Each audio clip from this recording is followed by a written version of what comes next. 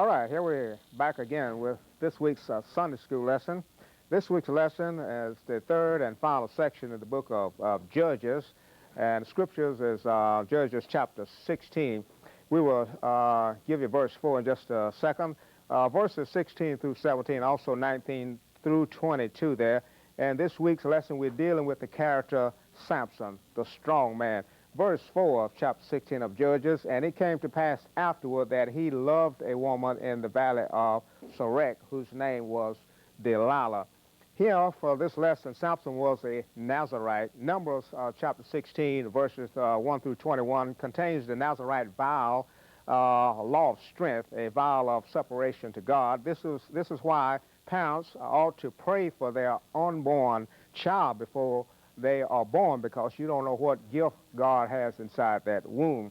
Chapters 14 and also 15, Samson desired to marry a Philistine woman. In response, he asked his parents to give him the woman, but things didn't work out so good in that one. Chapter 16 deals with a sad story of Samson's visit with a prostitute in Gaza. Here are three main points we'd like for you to carry along as you read and study the lesson. Number one, Samson is enticed by Delilah, verses 4 through 17. Number two, the Lord departs from Samson. In other words, God left Samson, and his strength also left him, verses 18 through 22. Number three, Samson's victory in death, verses 23 through 31. The Philistine offered a large gift to Delilah to find the secret of Samson's strength. The bride, they offered total about 55,000 pieces of silver. They pressured Samson every day for the secret of his strength. Samson was known, as I call, a man who got his hair cut in the devil's barber shop. And many times we also get our hair cut in the devil's barber shop there, and this was a very expensive haircut for Samson.